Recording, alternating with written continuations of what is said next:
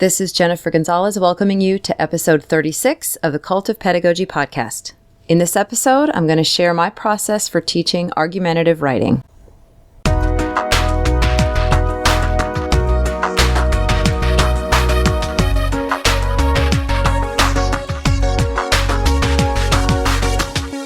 Okay, if you teach writing, obviously this episode is going to have a lot of value for you because I'm going to talk about how I teach writing, which is my absolute favorite thing to teach. If you don't, you may have already turned this episode off, but if you're still here, let me tell you why I think you should stick around. Number one, this will help you understand what goes on inside English language arts classrooms down the hall from you. I will admit I know nothing about current methodologies specific to science or math teaching, but if somebody were to explain them to me, I would probably gobble that information up because I nerd out over teaching in all of its forms, obviously, or I wouldn't do what I'm doing now.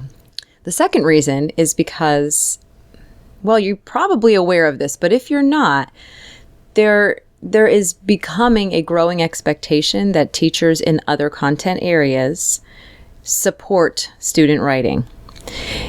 It's not that you're necessarily expected to teach it, but if you have a basic understanding of some of the practices that work well when teaching writing, I think that can also inform the way you would work with students when it comes to writing.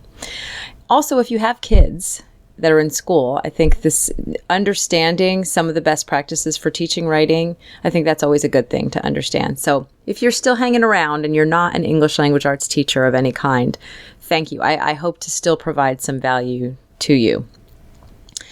Before I start, I want to thank those who have left an iTunes review for the show.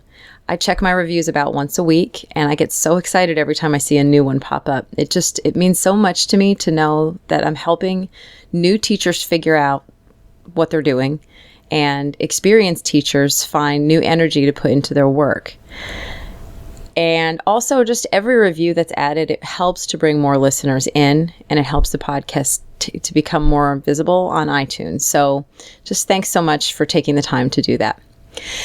In this episode, I'm going to take you step by step through my process for teaching argumentative writing. If this is something you're still getting a handle on in your own teaching, you are going to pick up some strategies that you can implement right away, and I feel confident that they'll improve your process. If you like everything you hear and you want to just run with it, I have created a classroom-ready teaching unit for grades 7 through 12 that includes daily lesson plans, mini lessons, sample essays that students can use as a guide, a detailed performance assessment that actually asks students to write an argumentative essay and it lays out the requirements, editable rubrics that are customized for each grade level. It's like a 95-page unit. So if you want to take a look at that, I've got a pretty detailed preview. And also, if you want to find links to any of the resources that I mentioned in this episode, because I'm going to talk about a few things, links to everything that I mentioned, just go to cultofpedagogy.com, click on podcast on the menu, and then find episode 36. You click on that, it'll take you to a blog post with all the information that I talk about here. So let's get started with a step-by-step plan for teaching argumentative writing. So, a little bit about my background. For 7 years, I was a writing teacher. My certification is in English language arts, grades 6 through 12. And I was, a language arts teacher, but the writing was my favorite thing to teach. I'm perfectly capable of teaching, the study of literature and grammar and speech and drama and all of those things. But really my favorite thing is to teach writing. So I thought, most of the stuff that I do on my website is meant for all teachers, but since I do have a specialty, I'm a national board certified teacher in English language arts, I'd like to start sharing a little bit more of what I know about what works. And I feel like the one thing that I really got a handle on was teaching kids how to write. So that's my reason for doing this. Before I get started, first of all, what I will say is that this is this is what has worked for me. I'm definitely not claiming that this is the only way of doing it, but this is what worked for me. And it's based on things that I learned from experts out there, and also just from trying things and having some things work and some things not. So if you already don't have a system for teaching this that works for you, this would definitely be something to try. Also, when I was working on this, I talked to a lot of other writing teachers, and one of the things that I heard from several of them was how frustrated they were with the whole idea of the 5-paragraph essay and really formulaic writing. A lot of college teachers say that they are frustrated by how many students come to them only knowing how to write a basic 5-paragraph essay, and I agree that that's a problem. What I have in the unit that I am offering, and also what I'm describing, is kind of a formulaic type of writing. And I do think that students need to be taught how to move beyond that. However, I feel like it helps for them to understand the basic structure. And the more we were talking, these other teachers and I, everybody sort of acknowledged that any piece of writing should generally have some type of an introduction that gives you a preview of what's going to be talked about. It should have a body that has about 3 main points in it, and should have a closing that in some way reviews what has been talked about, or ties into the other things, which is basically a 5-paragraph essay. However, students should not feel that they should only write 5 paragraphs, and that's where the problem comes in. And they shouldn't feel that each paragraph should have a certain number of sentences, or, it should have a topic sentence and then 5 supporting sentences, and then you move to the next paragraph. That real writers don't do that. And so I think anytime we can push our kids beyond a structure like that, it's good. But I do think that kids need to start somewhere. They need to start with something. So that's all I'm going to say about that for right now, because I want to move on to what the actual process is, because the process would be very much the same whether you were teaching a formulaic style of writing or not. Okay. So if I wanted my students to write an argumentative essay or a persuasive essay, we used to call it persuasive writing. The word argumentative seems to have come along with the Common Core, but same thing. You're trying to convince a reader to think a certain way or to do a certain thing. So for me, my first step in teaching students how to write anything would be to read good writing in that genre. So step 1, I'm calling watch how it's done. I would be showing my students mentor texts. A mentor text is just an example of excellent writing within the genre we want to write. So in this case, I would be showing them a few pieces of argumentative or persuasive writing or opinion writing. At this stage in the unit, at the very beginning, I would not be looking for pieces that are direct examples of the exact type of thing they're going to write. I would want some stuff that kind of breaks the rules that we're going to be following later, so that they can really see how it lives out in the real world. So in this case, I would pull 2 articles right off the internet. And in the post, I linked to 2 of them. One of them is written by Jessica Leahy, who I actually interviewed a few episodes back. It's a piece about the practice of taking away recess for students, and it's called "Students Who Lose Recess Are the Ones Who Need It Most." So, and she's just giving her opinion on how damaging it can be to take away recess as a punishment. So, high interest for students. And they're going to probably already feel invested with an opinion on that one, because if we're talking about like middle and secondary kids, this is probably something they just experienced a few years ago. And I would also pair that with another one. The one that I found online is written by someone named David Bully. It's called "School Suspensions Don't Work," and it's about how the practice of suspending kids ultimately doesn't correct the poor behavior and ends up creating a vicious cycle. And there's a lot to it, but about alternative punishments and how they work better than suspending students. So both of these essays are on topics that are interesting to kids, but they're written by adults who are good writers. So they're really good examples. Instead of these being student written pieces, at this stage, I would want to show them some stuff that's like real world writing. So I would have students read these texts. I'd have them compare the 2 to each other. Let's talk about the different strategies these writers are using, and have them find places where the authors use some evidence to back up their assertions. I would ask them, which one do you think did a better job of convincing the reader to change their mind about something? What suggestions they would make to improve the writing. So we're reading these as writers. We're looking at them for their craft and not just, what do you think about this topic that they're writing about? That really wouldn't even come up. We're studying the way they wrote them. I would also ask them to notice, where did the writer choose to tell a story to illustrate this point here? Where did they use a fact and statistic?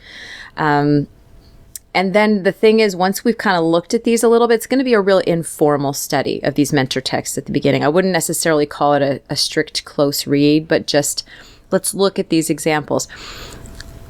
Later on in the unit, we can come back to these and take a look at, if a student is really wrestling with I'm not exactly sure, how would I use a statistic here or whatever, we can say, well, let's go look and see how did Jessica Leahy do it in that recess piece. You can return to that and they'll know what I'm talking about.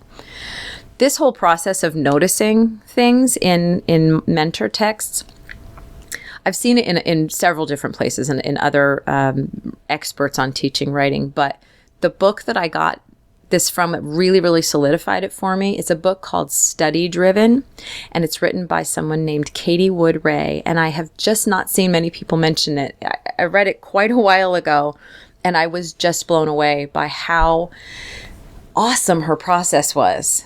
And really, she just talks about reading lots and lots and lots of real-world examples, different kinds of examples of the kinds of writing you want students to do. But her whole point is that they shouldn't necessarily be formulaic. You want kids to experience the variety that's out there because that really helps them to develop a range of skills instead of students saying, oh, what is the formula that I have to follow? What's the template that I have to follow? Okay, let me just follow that. It really helps them to see what real writers do.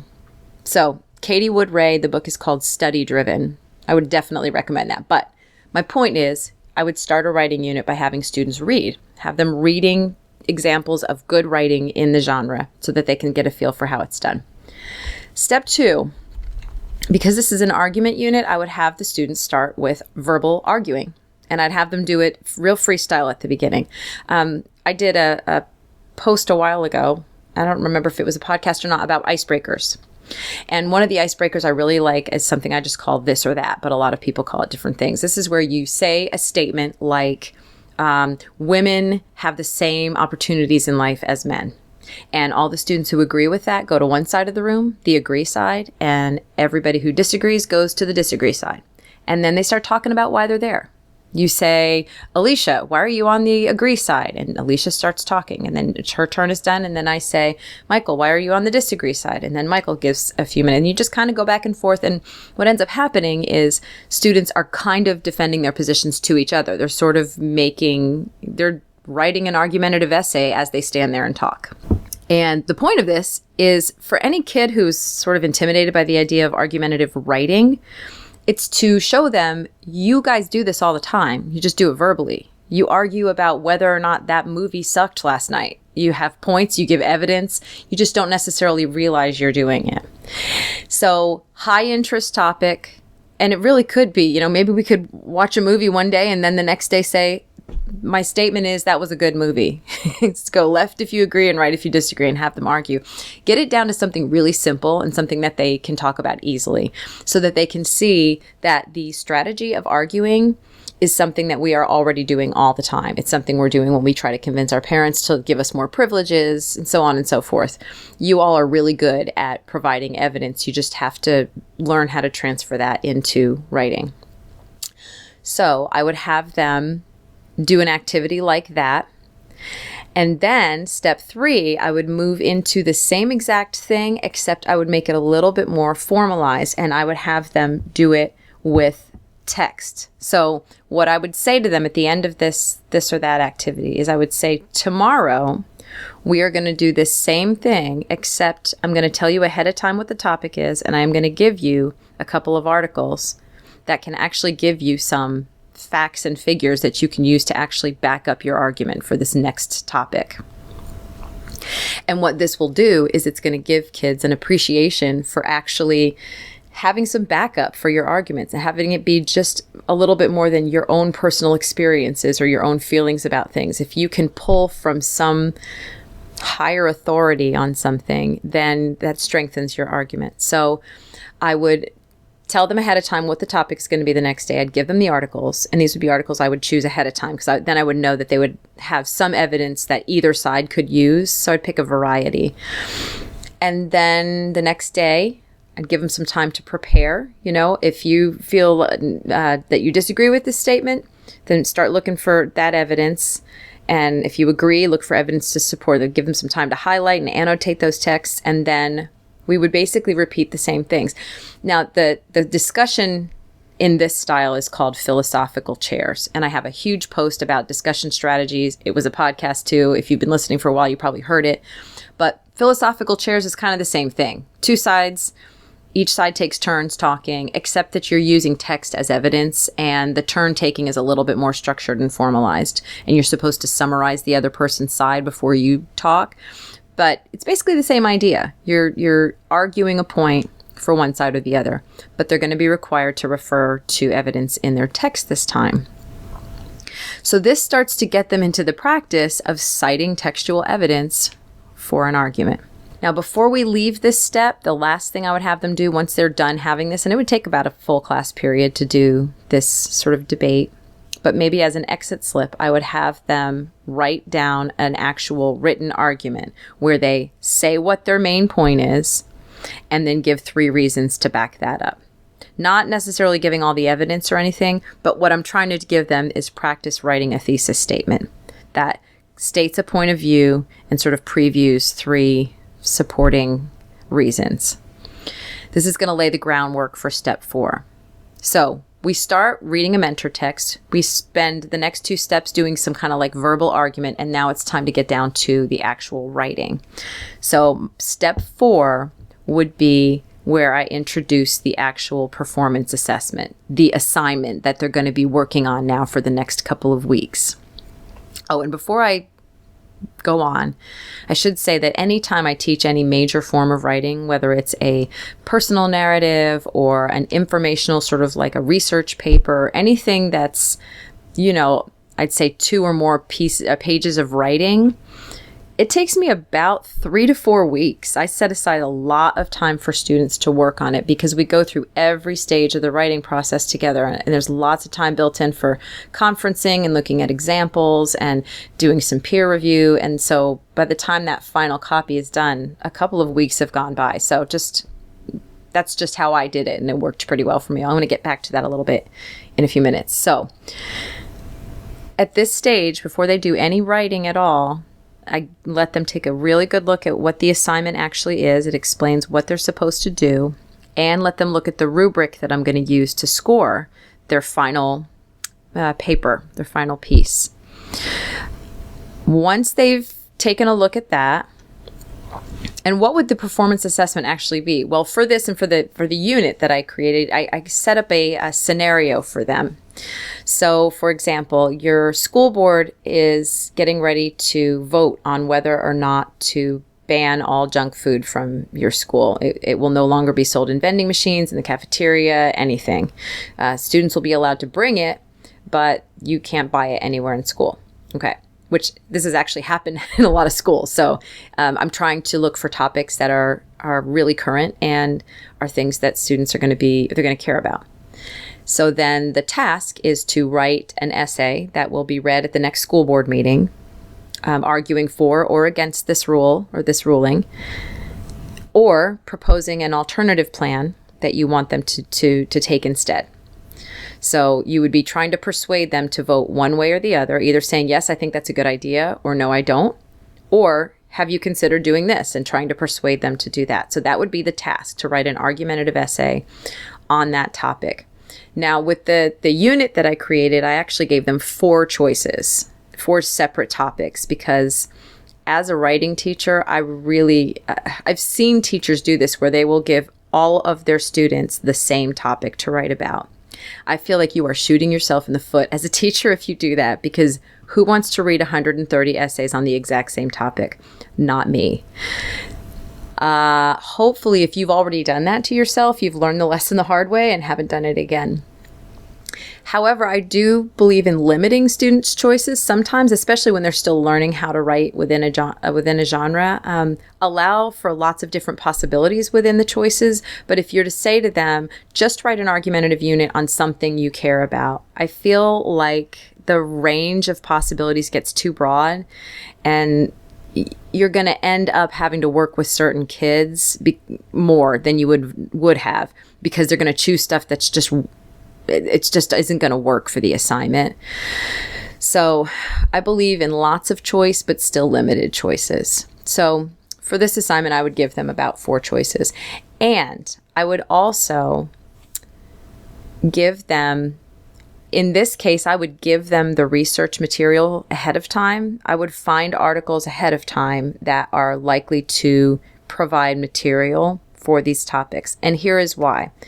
Even though I think students do need lots of practice in research and learning actually how to get online and find quality materials, I think for a unit like this, I prefer to isolate the skills of writing the argument as opposed to including the skills of finding research. Anytime I have worked with students and had them do their own research, it can just be a hot mess. I mean, they will go to the wrong sites, or they will go to sites that are blocked, or they will find inappropriate material, or they'll find stuff that they think is good, but it's, one of these websites where it's a black background and it's fuchsia, Comic Sans font, and it's got a ton of exclamation points. And it's just like, no, that's probably not a reliable source.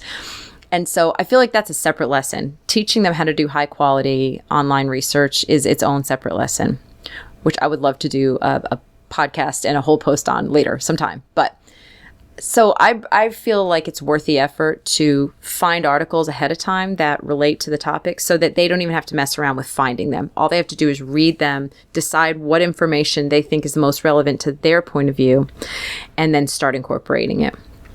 So in the unit that I'm talking about in this, that I'm selling basically later on, that includes those things already. Okay. So students have their task ahead of them now, okay? They know what the assignment is. They know what their options are. The next step, step 5, is building the base. I would not just let them run at this point. I really strongly believe in spending a lot of time in pre-writing with my students, because I feel like if some kids are just left to their own devices, they will do it wrong, basically. They'll sit there and get stuck, or they'll choose something that isn't going to work for them, and then you have to backtrack, and it just gets complicated and the pacing just gets all messed up. So I would work with everybody on a lesson about writing a thesis statement.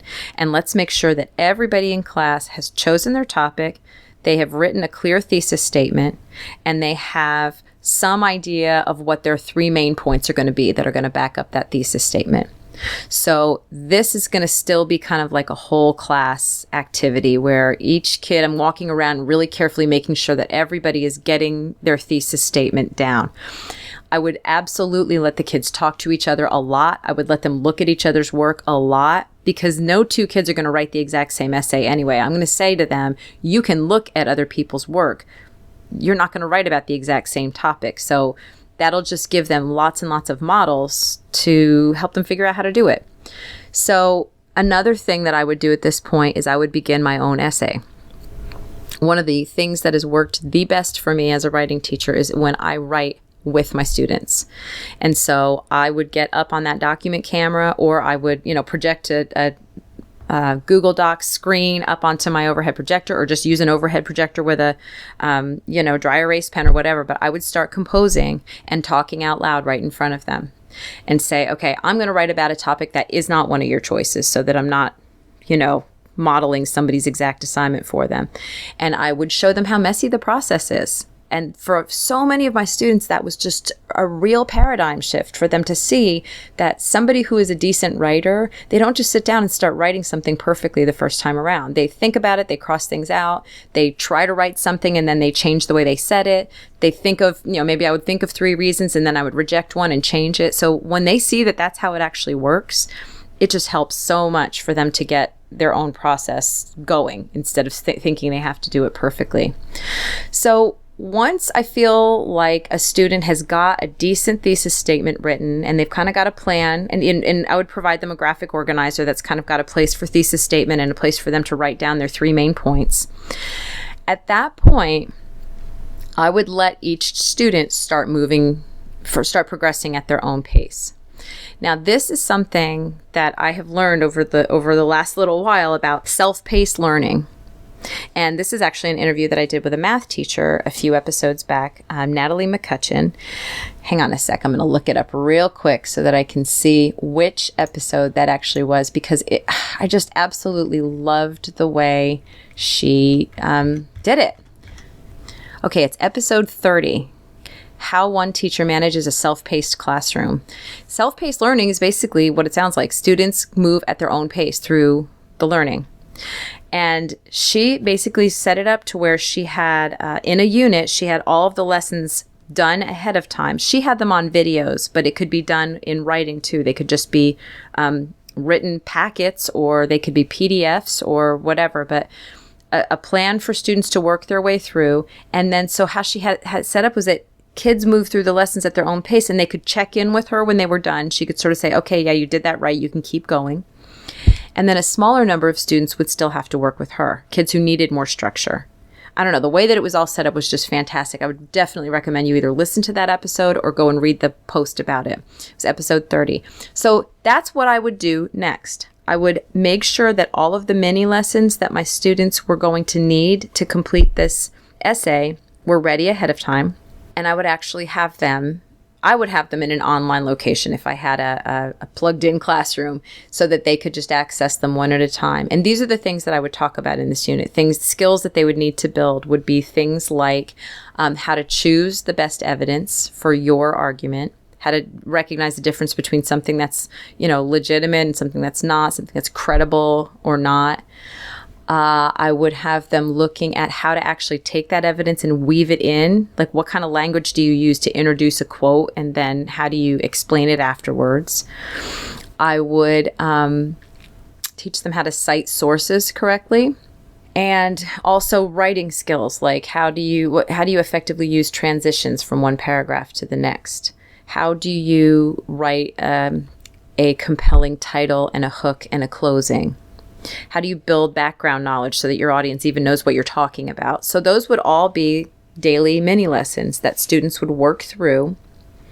Now, if I didn't want to do self-paced, I could also just start each class period from that point forward with a mini lesson, and spend about 5 or 10 minutes going over an isolated skill, show some examples of how it's done, and then students have the rest of the class period for a writer's workshop, where they get back into their essay from whatever point they left off, and they keep working on it. And so what that looks like is that some of the kids are actively writing. And if you have a lot of devices in your class, then they could be working on laptops, or some of them could be over in the library typing if you've got that kind of a situation. Or some may have to be composing on paper and taking turns on devices if that's what your setup is. But they're working on writing their essays. And they are also doing some peer conferencing, or they are talking to you, showing you a piece and asking you what you think about this sentence that they just wrote. But it's time to write.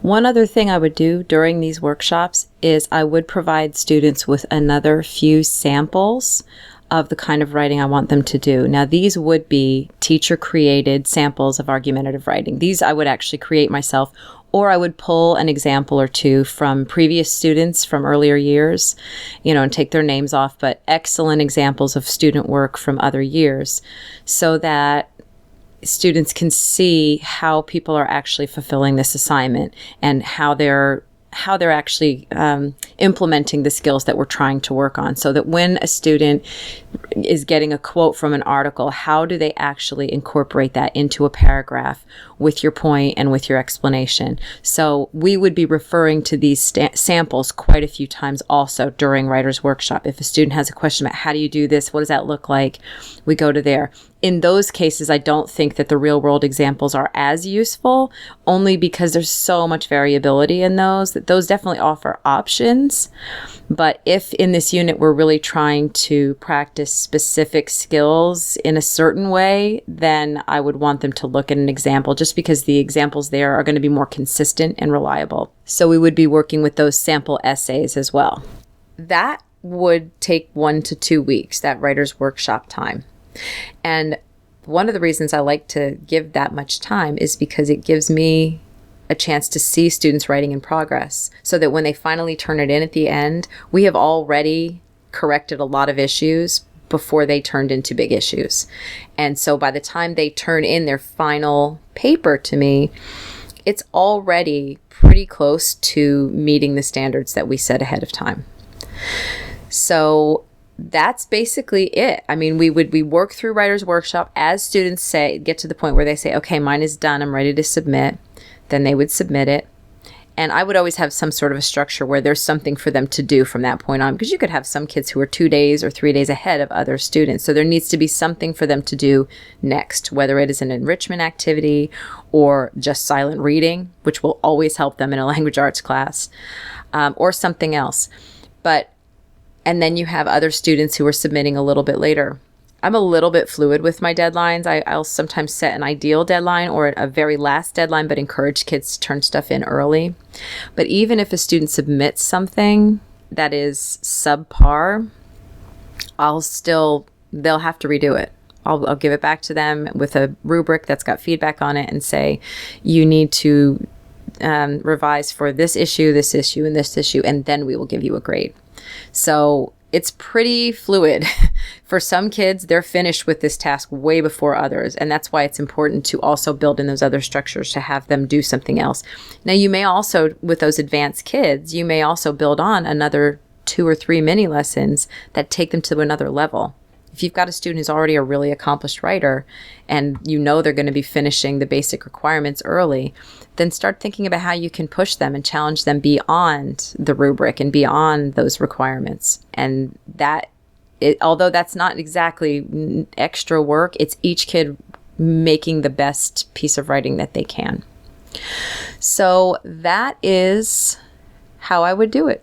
That's how I would teach argumentative writing. Now, if that process to you sounds great, and if you do not want to mess around with trying to plan it all out yourself, if you teach grades 7 through 12, I do have a unit with all of these steps in there. And I've got graphic organizers, and I've got those mini lessons already done. They're all in like individual PDFs that students can just access right away. And I've got like daily lesson plans that map out exactly how long each activity is going to take. If you'd like that, go to cultofpedagogy.com, click on podcast, episode 36, and there's a link to it right there, and you can take a look. If you click on it, then you can go to a place where there's a full preview of the unit, and you can look at it and see if it's going to work for you.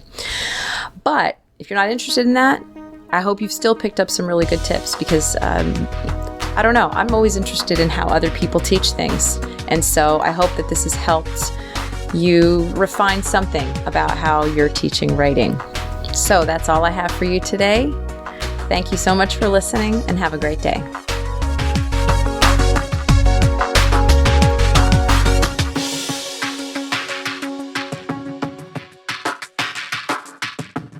This podcast is a proud member of the Education Podcast Network. Podcasts for educators, podcasts by educators. To learn more, visit edupodcastnetwork.com.